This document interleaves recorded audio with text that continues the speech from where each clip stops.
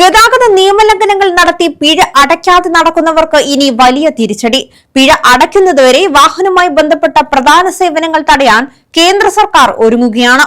ഗതാഗത നിയമലംഘനങ്ങൾക്കുള്ള പിഴ അടയ്ക്കാത്ത വാഹന ഉടമയ്ക്ക് ഇനി വാഹന ഡ്രൈവിംഗ് ലൈസൻസ് സേവനങ്ങൾ ലഭിക്കില്ല. കേന്ദ്ര മോട്ടോർ വാഹന ചട്ടം 1989 ഭേദഗതി ചെയ്യുന്നതിനുള്ള കരട് വിജ്ഞാപനത്തിലാണ് കേന്ദ്ര ഗതാഗത മന്ത്രാലയം പുതിയ നിർദ്ദേശങ്ങൾ ഉൾപ്പെടുത്തിയിരിക്കുന്നത്. പുതിയ ചട്ടപ്രകാരം പിഴ അടയ്ക്കാത്ത വാഹനങ്ങളെ നോട്ട് ടു ബി ട്രാൻസാക്ടഡ് എന്ന നിലയിൽ പരിവാഹൻ പോർട്ടലിൽ രേഖപ്പെടുത്തും. അതിനാൽ രജിസ്ട്രേഷൻ പുതുക്കൽ, ഡ്രൈവിംഗ് ലൈസൻസ് പുതുക്കൽ, പുകപരിശോധനാ സർട്ടിഫിക്കറ്റ് എന്നിവയ്ക്കുള്ള അപേക്ഷകൾ പിഴ അടയ്ക്കുന്നതുവരെ പരിഗണിക്കുകയില്ല. എന്നാൽ ചലാൻ കോടതിയിലോ വിധി നിർണയ അതോറിറ്റിയിലോ തീർപ്പാക്കാതെ കിടക്കുകയാണെങ്കിൽ ഈ നിയന്ത്രണം ബാധകമായിരിക്കില്ല. കുടിശ്ശികയുള്ള പിഴയുടെ വിവരങ്ങൾ വാഹന ഉടമയ്ക്ക് SMS, ഇമെയിൽ എന്നിവ വഴി അറിയിക്കും.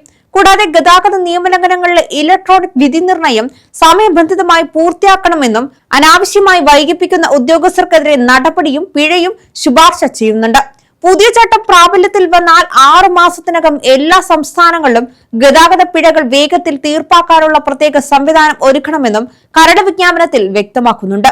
നിലവിൽ ഈ കരട് വിജ്ഞാപനത്തിനു മേൽ 30 ദിവസത്തേക്ക് പൊതുജനങ്ങളിൽ നിന്ന് അഭിപ്രായങ്ങളും നിർദ്ദേശങ്ങളും കേന്ദ്ര സർക്കാർ ക്ഷണിക്കുന്നുണ്ട്. അന്തിമ വിജ്ഞാപനത്തിന് ശേഷമായിരിക്കും പുതിയ ചട്ടങ്ങൾ പ്രാബല്യത്തിൽ വരിക. ഗതാഗത നിയമങ്ങൾ പാലിക്കുന്നതും പിഴകൾ സമയബന്ധിതമായി അടയ്ക്കുന്നതും ഇനി കൂടുതൽ നിർണായകമാകുന്ന സാഹചര്യമാണ് ഒരുങ്ങുന്നത്.